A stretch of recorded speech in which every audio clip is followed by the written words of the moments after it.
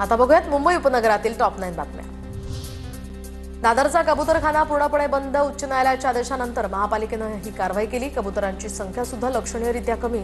कबूतरखाना परिसरात पोलीस अधिकारी आणि पालिका अधिकारी तैनात।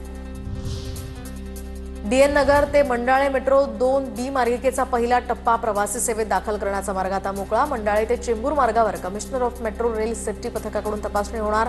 23 किलोमीटर लांबीच्या मार्गिकेवर 19 स्थानकं। मिठी नदीच्या पुरातनं मुंबईकरांची सुटका करण्यासाठीची 4 टप्प्यातील विकास कामं रखडली। सीएसएमटी रोड कुर्ला ते माहीम कॉजवे दरम्यान तिसऱ्या टप्प्यातील कामांच्या निविदा नाही। तिसऱ्या टप्प्यातील विकास कामांचा खर्च 1700 कोटी रुपयांवर। मुंबईतील 4 कोटींहून अधिक प्रवाशांनी पश्चिम रेल्वेला गंडवलं। रेल्वेच्या QR कोड तिकीट बुकिंगमधील त्रुटींचा गैरफायदा घेतला। जवळपास 4 कोटी 10 लाख प्रवाशांनी विना तिकीट प्रवास केल्याचाही अंदाज।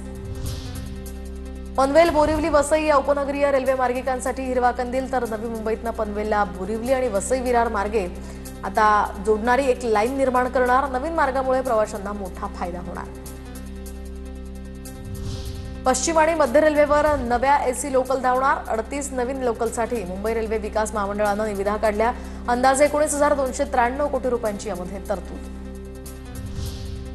बोरिवली नॅशनल पार्कच्या कर्मचाऱ्यांना कायमस्वरूपी कर्मचाऱ्यांचा लाभ मिळणार।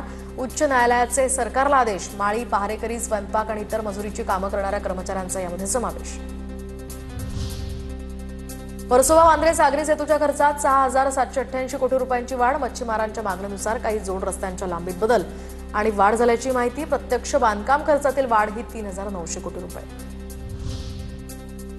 नागपुरातील ठगानं मंत्रालयातील दालनात बोगस मुलाखती घेतल्याचा धक्कादायक प्रकार उघडकीस। मंत्रालयामध्ये कनिष्ठ लिपिकाची नोकरी देण्याच्या नावाखाली 9,55,000 रुपयांची फसवणूक। तर एकाला अटक तर 3 आरोपी यामध्ये फरार।